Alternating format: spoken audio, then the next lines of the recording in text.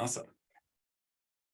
Yeah, well, welcome, Angela, Bree, and anybody that might be watching to the kind of second installment, even though it's like six as we've been trying to work out this podcast, but to the Finding Good podcast, which is essentially a podcast about connection and the idea of connection and being able to see that idea through different lenses. And this is a conversation that Bree and I are having with people that we're excited to, get their idea of connection. And I hope, as those of you watching, the value is the more we see connection through those different lenses, the more we can understand what disconnection costs us, number one, but also number two, hopefully leave here with some new ideas of how to create connection in different ways, because there's 1,000 different ways to do that. And as it's outlined by our Surgeon General and was actually just updated this week,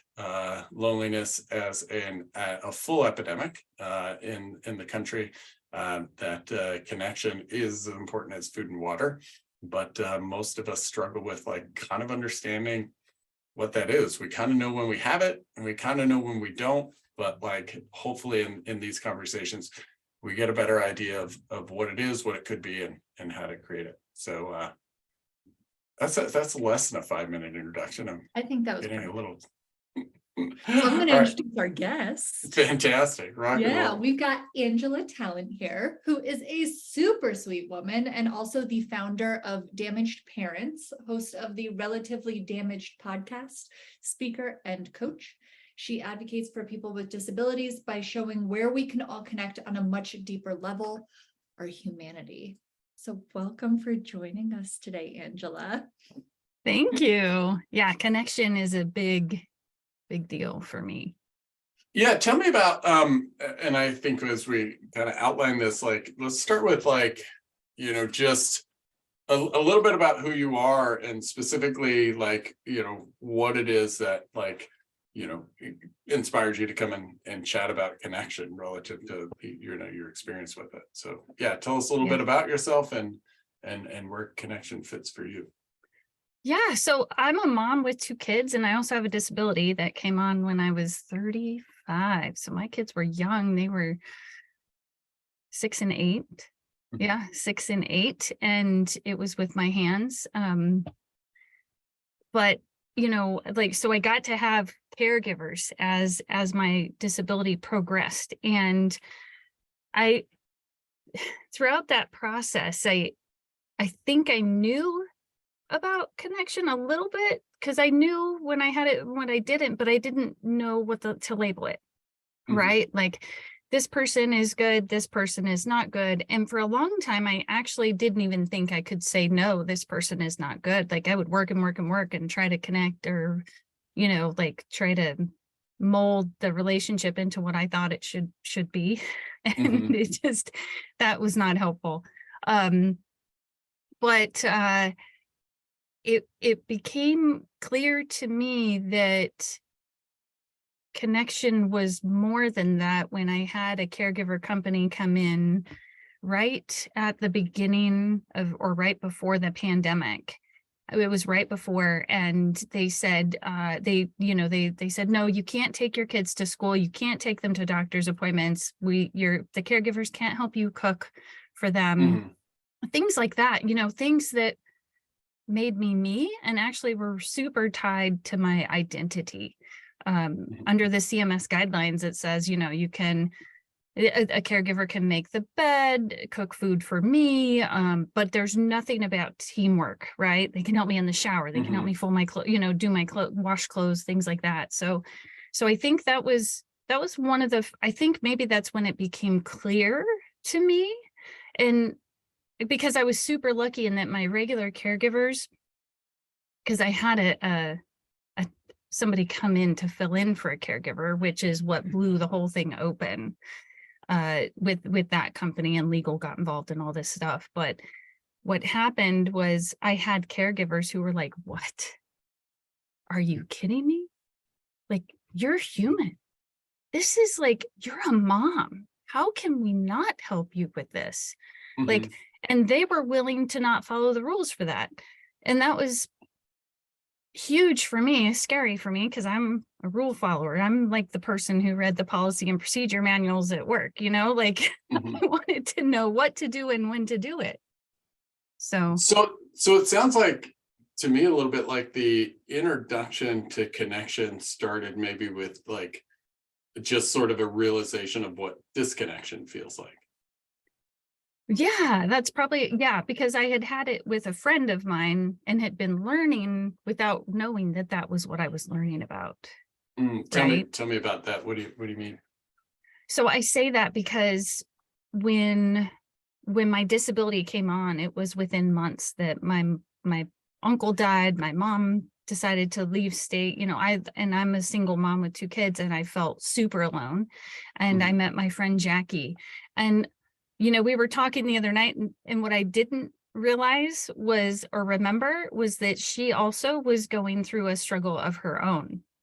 Mhm. And so we both were going through the struggle of having a disability, and we didn't even, I always forget that because her disability is an invisible disability. And but we both needed that connection. So we would always get together and have conversation, like wondering, curious, like awe-inspiring, like, what if we did this? What if we did that? Like those exciting, or what if that happened in a good way? Some people get into the what if like negative. We were like fascinated by it. Like, oh, this is amazing.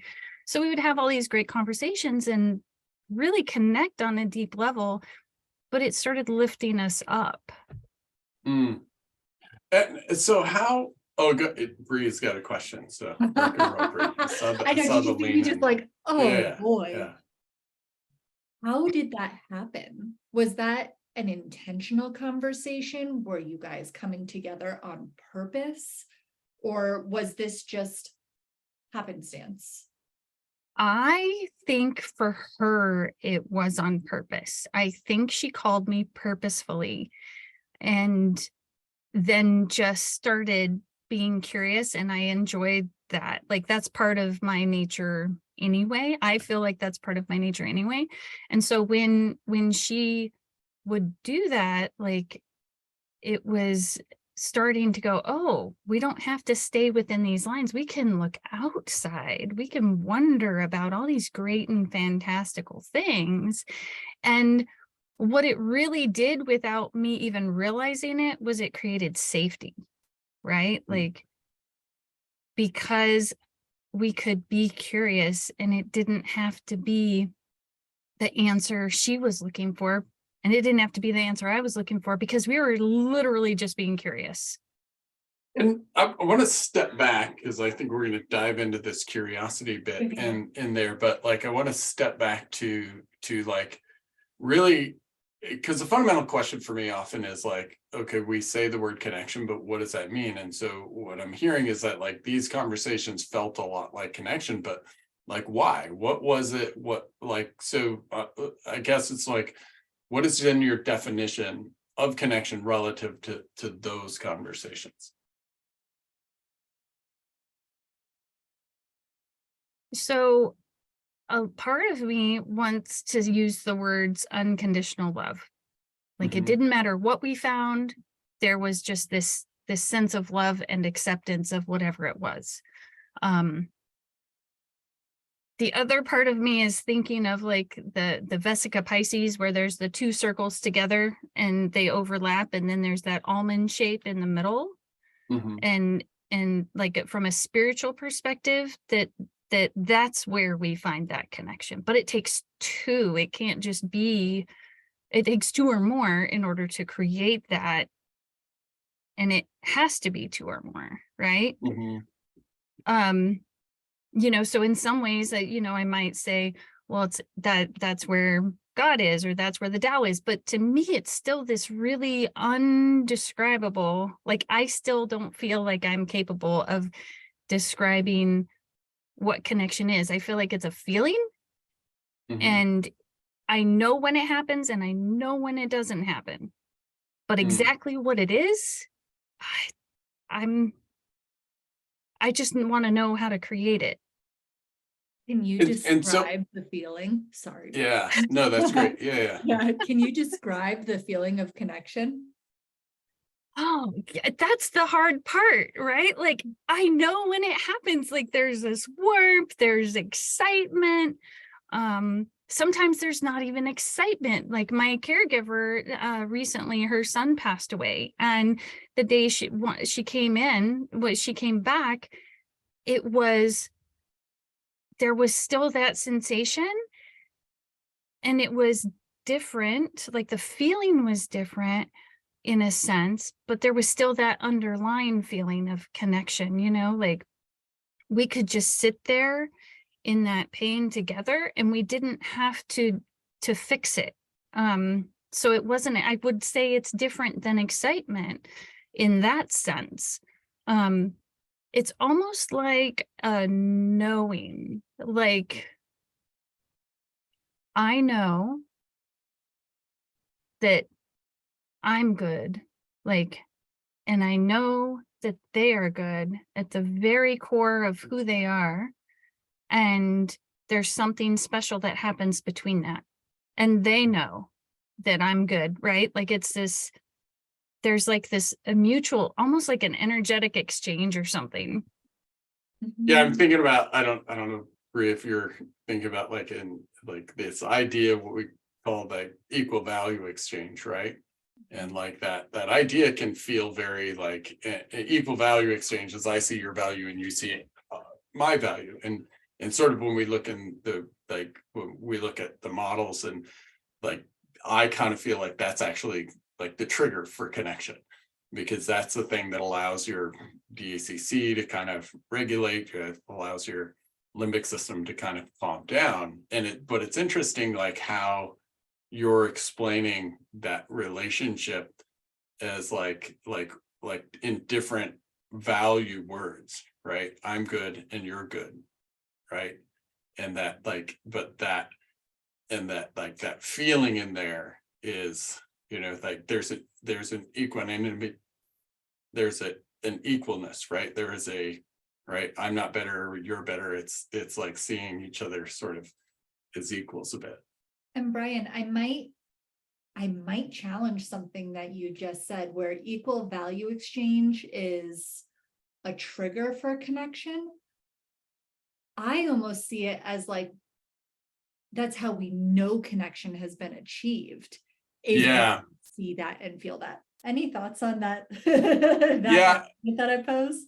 Yeah, I think so. When I say trigger, it's like the mechanism that flips your, that, because I think the more natural state is to be, like if you want to call it like the different so your negativity bias, but also your similarity bias is always kind of activating, like danger. We're looking for danger. And so when that connection happens, or when that like equal value exchange happens, it's like, oh, I can calm it down. And so for me, I think about it as a trigger, is like that happens. But I think to your point, like that, like I'm thinking about this calming down, and I think you're talking about like this, the thing that when this calms down, the thing that's created, right? Like the thing that happens in that, like, oh, here's this. So it's almost like this chicken and the egg, like, but I kind of think the thing has to come down for us to get access to the regions of our brain to experience that thing almost coming down. spiritual experience, right? Yes. And when you say the thing coming down, that's our guard. Yeah. Okay. That's it. That absolutely. Yeah. That's our natural like defense mechanism that happens with everybody on a daily basis, right? Like Now, I want to go back to what Angela said about how she feels that safety with her friend. So you mentioned, and Brian, you didn't let me go down the rabbit hole. So can I go down the rabbit hole now? Yes. Now we go down to the, yeah, for sure. Awesome. So Angela, you mentioned that when you and your friend are having these conversations, there is a safety there. How did that safety happen? Was there a particular moment when you discovered this safety with her? Is it something that happens on each conversation, or is it kind of ingrained now? Can you tell me about that safety?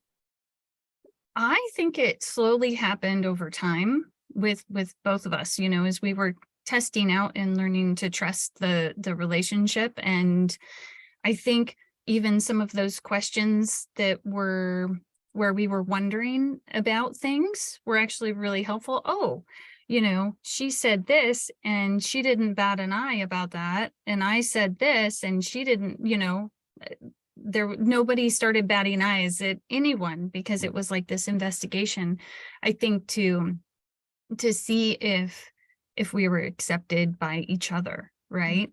And you use the word curiosity. Like Mhm. when your friend called, there was like, tell me about that, and if and how that played into that safety idea. Yeah, she always called with almost like, hey, I've been thinking about this, let's talk about it, right? Like, and we would talk about it. And then I learned to, I can call her and be like, hey, I'm really thinking about this. Can we talk about it? It became really interesting because then, like, I remember one time I was going through a particularly tough time. I'm having to write, do like documents and his family stuff going on, and she's like, well, how is that coming from love? And I'm like, how is this coming from love? Because it was a super contentious situation. Mhm. And when like in that moment, she had earned that. We had been friends for maybe 3 or 4 years, maybe. And like she had earned that privilege to be able to say, because I think that's a little bit of a pushing question, how are you coming from love? And I love that question. And I still use it to this day. Right. But I had to get there. And I think Mhm. it took all these tiny, like little baby steps. And it also took me testing it back, right? Mhm. Like I had to feel safe, and I hadn't been safe for so long. So I don't know that I consciously knew what I was doing or what was even happening in the relationship. It was almost like I was mirroring what she was doing. And because Mhm. I was mirroring back to her what she was doing to me, I started to learn how to get there. Like, Yeah. So it sounds what I feel like I'm hearing is like there's this idea of connection, but there's also maybe like it's not binary, like it's progressive, right? So because you talked about like maybe at the beginning I wouldn't have been ready for this question, right? Like so like that, like your connection, you could say deepened or grew, or that's what I feel. Is that kind of how you experienced it, as like, I don't want to say levels, but like a oh, it's progression, totally levels. Let's gamify this, right? right? Like Yeah.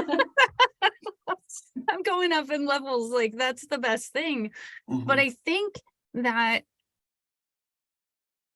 safety, if we gonna, Maslow's hierarchy of needs is that first level, and that has to be created. And but also I think there's levels of safety. Mhm. Am I safe enough? I'm super interested in people, so sometimes I go in thinking that they're already, somebody's way up in love and purpose, right? Mhm. And forget that they might not feel safe or Yeah. whatever's happening in their life. And I will start asking questions about that because I'm super intrigued about how other Mhm. people do that. So I have to be, me personally, I have to remember that the bottom part of Maslow's hierarchy is safety.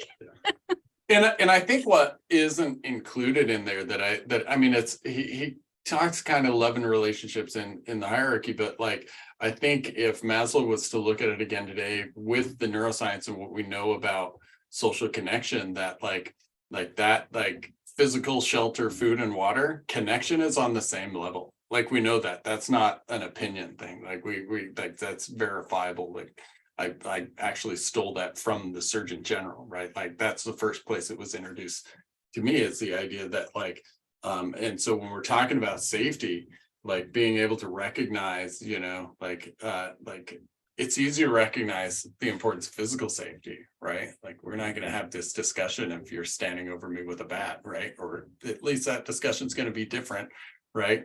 And if I don't have that social safety, that kind of at least base level of connectedness that's in there, then, you know, these other things are just, you know, just the same way they wouldn't be available if I was physically threatened or I was starving or thirsty, because those are all the same mechanisms that create that feeling of social disconnection.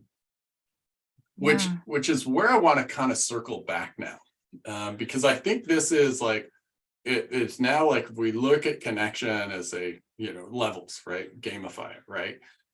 Because I think this can be like a real disconnect for people. Let me explain. Like, you were talking about your caregiver, right, and feeling disconnected, and then we went to talk about your friend, and like the feeling of connection was like this feeling of like, I think you used the term like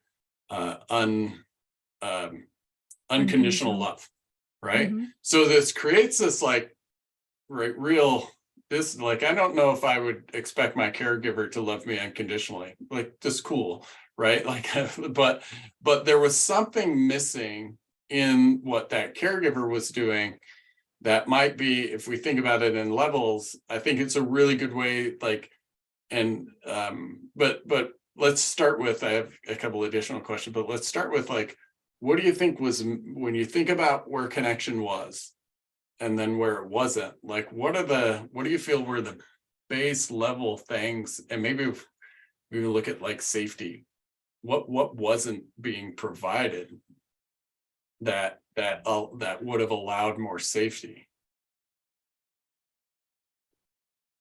I think a couple of things happen, right? So a lot of times caregivers come in and they come in and not realize that it's a team effort. Mhm. And there's this perception of, I'm going to come in and I'm going to quote unquote fix you or do for you, instead of, like you were talking about, that equality, Mhm. the equality, like so it's almost like, and I believe this particular caregiver came in, the one that started the mess, because there've been a few bad, you know, there's just a few,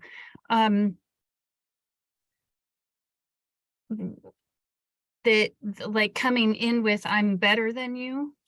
I mean, it was really horrible. By the end of the 2 hours she was here, she was calling me like a 2-year-old, like, Mm.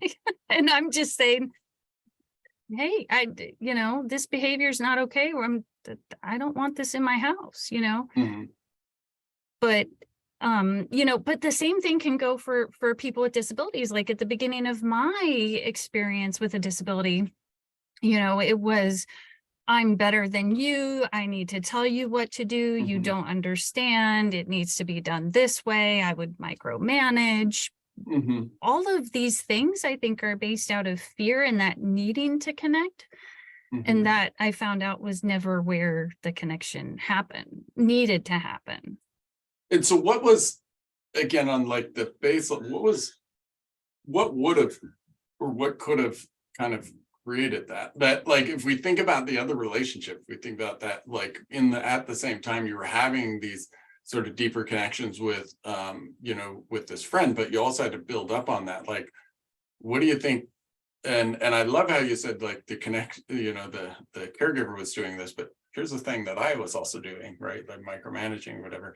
Like, and so what do you think, as you look at it now, right? With bit of like, what is happening differently that is allowing connection to be created with caregivers currently? Yeah, so early on, and I'm just going to go back, I was not, and I'm going to go to not what I wasn't doing, you know, I was not having the conversations, Mhm. where, you know, quite literally I talked about us, I'm not the backseat driver, I'm the co-pilot, you know, those are two Mhm. totally different perspectives. Yeah. Because as a backseat driver, then it's a blaming thing and not a realization that Mm. maybe I just don't see what you see. Mm. And so I did start having those conversations when people would first come in, when caregivers would first come in. Now, this is long into my journey when that last caregiver came in that was really difficult. And I don't know, or I really don't know what I could have done different. Because I believe I attempted to, I tried to have that conversation, Mm-hmm. and I it would have had to go much, much slower, I think. Like, and that particular day, my brother-in-law had fallen again and had a spinal cord injury, and I needed to get my nephew. And I think she just didn't want to do. And I also believe that that particular company at the time quite literally was giving a training that said you cannot connect with your clients, right? Oh, They did not right. want their caregivers connecting at all. And Mm-hmm. which is the worst thing. We know with doctors that they need to connect with their patients because it Right. decreases lawsuits. I mean, Do you know why? What would, and I mean, we're probably guessing in this, why would they encourage to not connect with their clients? I think they'd probably had problems where clients would do things for the caregivers, or they would lose the caregivers to go work directly for the clients, and they were trying to protect their financial investment in that situation. Oh my God. Yeah, I think that and again, I think part of why having this discussion is I think it's really easy to have, to like, when we think of connection, because now we have this broad kind of idea of it, in that, we can't connect because connection means we're having an inappropriate relationship, we're friends with them, right? And that, you think about it in parenting too, or even as a teacher or a manager, it's this we have this positional authority that needs to be maintained. Or in this case with your caregiver, it's not necessarily that they're in charge of you, but they are in charge of some things with you, right? Like they're hired to do that. So that creates that, in that case, it's kind of positional authority, but it's also there is a degree of separation, a professional relationship, if you will. And I think it's just challenging for some people. And I think parents, I've seen it as myself as a teacher or a leader, that separating, or that understanding that I can have this positional authority and also have connection. Right. And I think it could go the other way. Yeah, because in any relationship, even the most connected with my partner, we still have boundaries, right? And so I think it's just really easy for just to create this sort of false boundary of don't ever connect, so that as opposed to the more nuanced and but also more effective of connect as a human, and also have these clear boundaries that are outlined in our contractual relationship, that are outlined in our employee manual, and that are outlined in our agreements as a parent or as a partner, and those sorts of things. But my view on that is it's people, because we don't have a clear enough definition, or our definitions of connections aren't clear, then we say no connection because we only view it as almost like romantic connection, right? As opposed to this, as humans, connection is the thing we need to be able to actually fully function together.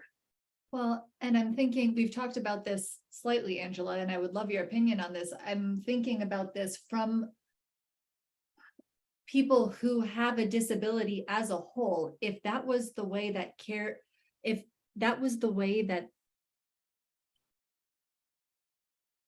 every caregiver was told to behave with someone who had a disability, that almost breaks my heart from that perspective of, because there's already disconnection there, right? The person who has the disability is already experiencing a disconnection on a regular basis.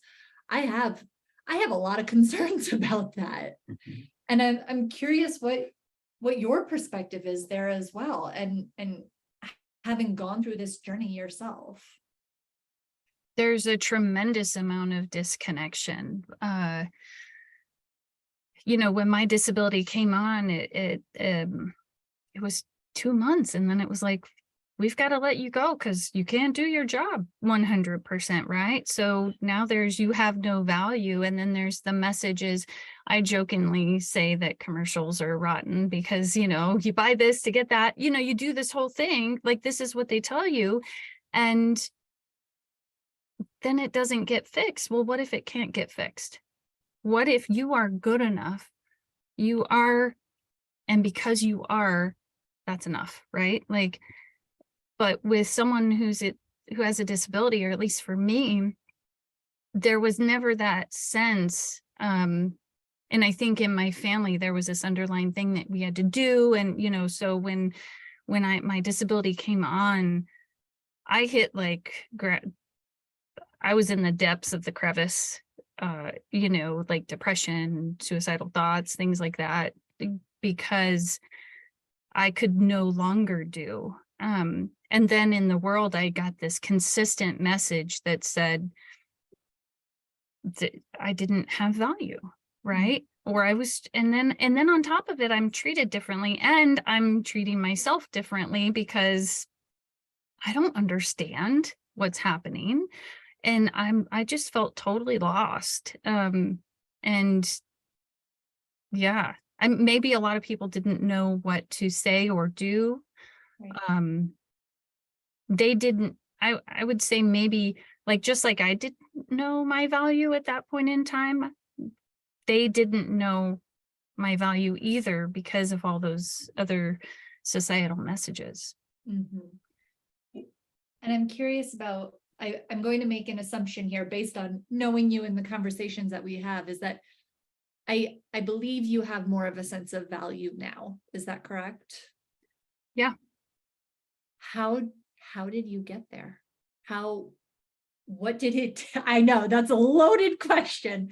What did it take for you to start connecting with others and feeling as though you had value when you were connecting with others? That is a fantastic question.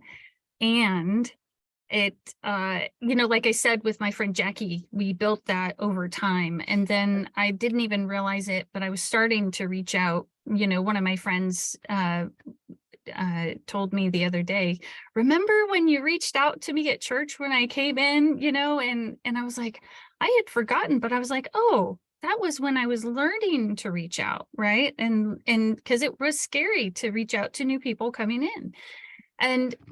But I think it really took that moment, when that caregiver did that. And then, okay, this is going to sound really funny probably, but I fainted within this was all around the same time that caregiver came in and did that, and the company had problems. I think my nervous system got overloaded. I literally like busted my lip open and had to go to the ER. Like it was a huge thing. But when I woke up, I thought I was dead. Like I'd never fainted before. So it was very confusing. But at the same time, it was like something clicked, and it was like, I have to do this. I have to stand up for what is happening over here. I have to reach out. And then like I started thinking about, okay, well, what can I do? And I started asking questions, and that's when I found out about like podcasting and stuff like that, and came up with the Relatively Damaged podcast. But to prepare for that, I was really nervous, and I love to read. So I think I read a few different books. Think Again by Adam Grant. Gosh, and I can't remember other books, but I did put, my caregivers helped me create like a binder with plastic pages and stuff because, paper, yuck. Anyway, now you know something more about me. Where when I started doing the podcast, I had this book of questions, And the other thing that I would do is I started going in and remembering that it wasn't my story. So when I was talking to my guests, it wasn't about me, it was about them. And I wanted to know how they did it. How did they get through this struggle? How? What did it feel like? What happened when they were in the pit of despair? And how did they come out of it? You know, just because I wanted people to know, even though I don't think I had completely gotten there, but maybe it was more I needed to know, right? Like I Yeah. needed to know how to do it. And I'm curious, how did you start to, like, did you notice a progression of like feeling better through having those conversations? Oh my gosh. Yes. My self-esteem went up. I started to believe I could do hard things. Um, I mean, I've done definitely over 100, probably over 150 interviews. And I think it was within that first year that I started to really go, I can do hard things. And because it wasn't my story and Mhm. I didn't get to judge it, you know, so actually what's really funny is I love your SOFA acronym, but like I worked on keeping all of that. Like that was one of the things. This is not my story. I don't get to judge it. In fact, I'm Mhm. going to accept every person who applies to come on the podcast at that, you know, point. And because of that, I started learning new things. And I think there's an interesting thing to like pause in that. Like, I needed acceptance, right? Like in connection, and in giving acceptance, what started to happen? I started to accept myself and connect. Yeah, I that correlation is always just amazing to me. Like it reinforces like how biologically necessary other people are for us as humans. That like I used to always talk about it in running, right? I have this guy that shared with me this idea of like, when you're really struggling, give what you need. I was like, what are you talking about? And what he would do is like, you knew when he was struggling on the trail, because anytime we passed somebody or somebody would come by, he would be like, you're doing great, good job, you're doing awesome. People he'd never met, people he didn't know, and he's just like encouraging the heck. And I'm like, what are you doing? He was like, oh, I'm just struggling right now. So I'm like, so he's giving what he needs. Like he's giving the encouragement. He's like, it works every time, works every time. This guy was like 55 plus and just like not the person you expect to do this, but like when as you were explaining that, that's the concept that kind of comes up, and that like we can't get connection on our own, right? I mean, we can Yeah. connect to ourselves certainly, but like this is like we are biologically hardwired for this. And like that was just such a sort of beautiful like explanation of like, I needed connection, so I just started accepting these people, right? Well, And their and story. it it can be so hard to take that first step, and scary. And you mentioned that it was scary for you, Angela. How, like, I'm curious even about just taking that first step of reaching out, of trying to make that connection. Do you remember that moment, or was there a particular like moment where you were saying like, I'm taking the scary step right now? How I did you do totally, it? Yeah. I totally remember that. Um, yeah, so you know, I had already gotten had the conversation with the caregiver company, and they of course had said, no, we're not changing anything, we're going to do it this way. And so then I became even more determined, and I had people around me going, you can do this, you can do this.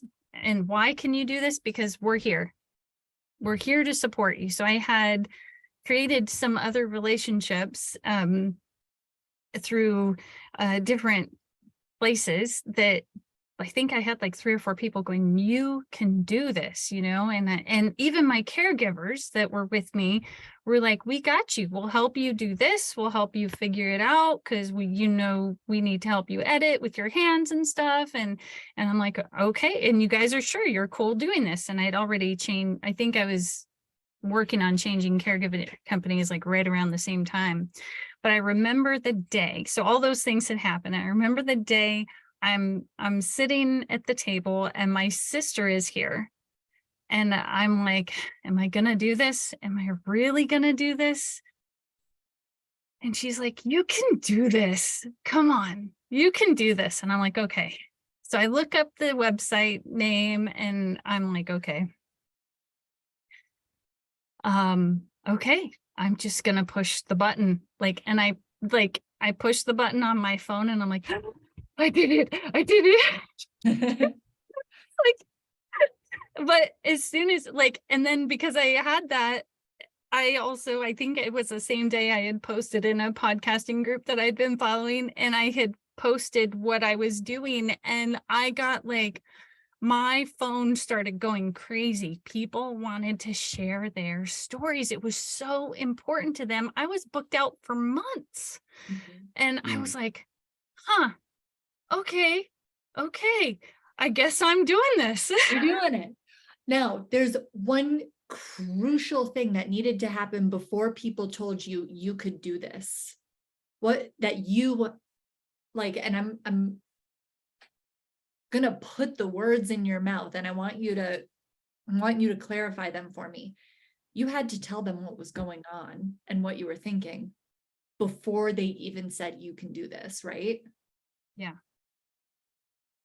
What was required for you to be able to get to that point, to be able to share with them this vulnerability inside of you, this thing that you were thinking about, that you were, that would put you out there, I think it's I had to be willing to show my weakness, or what I felt was my weakness. Mm-hmm. Being willing to be unaccepted.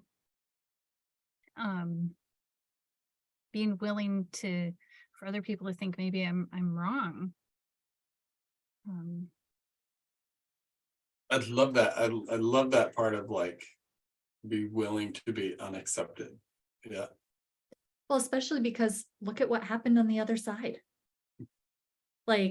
Yeah. That willingness to expose yourself ended up resulting in more connection. Yeah, as opposed to the acting that we all do, right? Mm-hmm. Here's who I actually am, right? Here's what I actually care about. Is one of the most dangerous psychologically things that we could do, right? We tell that to people all the time. It's harder to talk about what you care about than it is to talk about what pisses you off. That's why arguments are so prevalent on social media. It's because it's quite frankly easier. And I get upset sometimes when I just see so much of this idea of real psychological safety is about talking about what we disagree on. And I couldn't disagree more. Real psychological safety is about having people that we can share the things we actually care about, that we can actually be who we are, right? Mm-hmm. In front of, right? As opposed to just talking about what pisses it. There's a degree of psychological safety that is necessary for talking about problems, for sure, but that is a lower degree than being able to talk about what's important to us, what our values are, what we care about, what is meaningful, what we've done that is inspiring, right? And so for you to say I have to risk that disconnection is very telling, right? It's that's the real scary thing. Yeah. Nice. What a great conversation. So we got a couple bookends at the end, and I'm actually gonna I want to change this up a little bit. I'll start with you, but actually I want to go with all three of us. And you've done plenty of the finding good conversations, Angela, but what I always understand, what I've always experienced is when there's conversations like this, I'm reflecting, Bree's reflecting, and you're reflecting. And so my first question is after this conversation, and just reflecting on the conversation, what were some of your maybe like takeaways? What is, is there a way you're looking at connection maybe even a little differently now after the conversation, or something you picked up that you might, I want to do this more?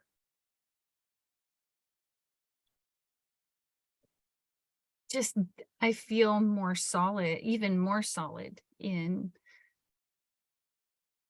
the importance of safety.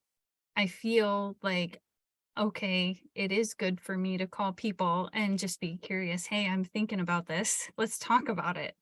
I think I will do more of that, because I still get nervous reaching out, like I might,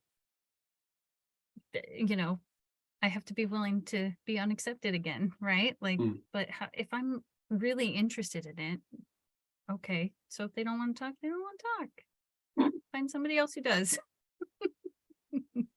How about you, Bree? What is your? Frankly, I'm having an idea of something that we can create with Angela for Finding Good. That's what's coming out with me, of particularly when we're I'm looking at two things. I'm looking at maybe a caregiver manual that we could create of like how to actually connect with the people you're caring for, so that it isn't, this imbalance. And then also for those who are struggling with a major life change, whether it's the diagnosis of a disability or a change in identity, something along those lines, of almost steps they can take to go out and connect with the world, and like safe questions they can ask, or safe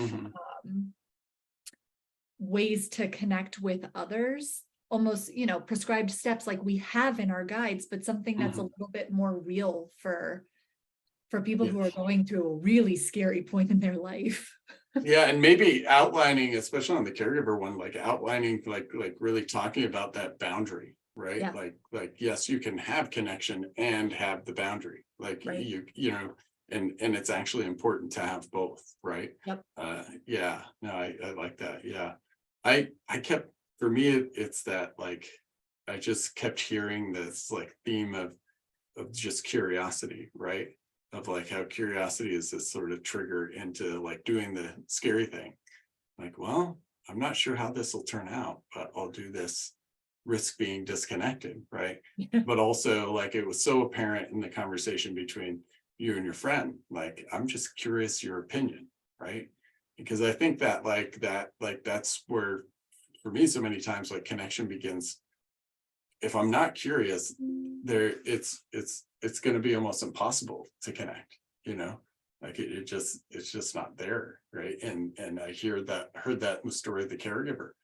I know what to do, I know who you are, I know what your problems are, and now we're like, there is no curiosity there, right? Yeah. And then we can have that, I know about, like, that's, I just hear it so much, of like, we can hear it in the conversation and sort of gauge where connection is by like, you two aren't curious about each other, or this group isn't curious about each other. And so, like, we can predict pretty easily that, like, also we have a connection issue, right? Yeah. And can I share something with you real quick before we close out? Yeah. So one of the things, I had two signs up behind me when I first started, and now they're behind the camera so you can't see them, but stay curious and how will I be surprised today? I like that. Yeah. Nice. And that's like the pathway to connection. Yeah.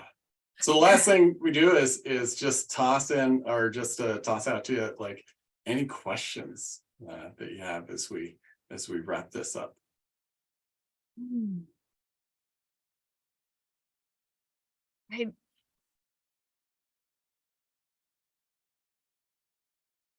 I'm at a loss, because I feel like if I have that question, I'm going to start us in on another hour-long conversation.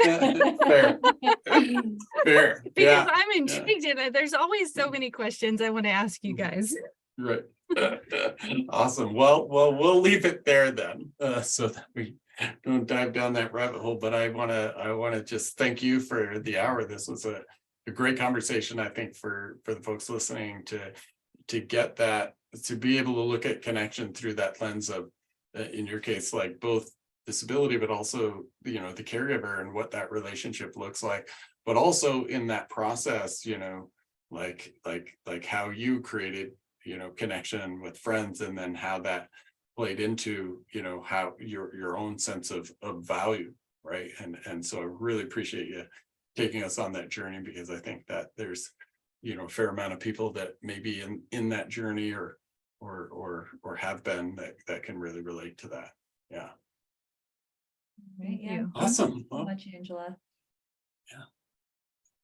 all right. Well, thank you all for watching, if you watched or listened or however you've consumed this. And thank you, Angela, for showing up 100%, and Bree for diving down the rabbit holes. Yeah.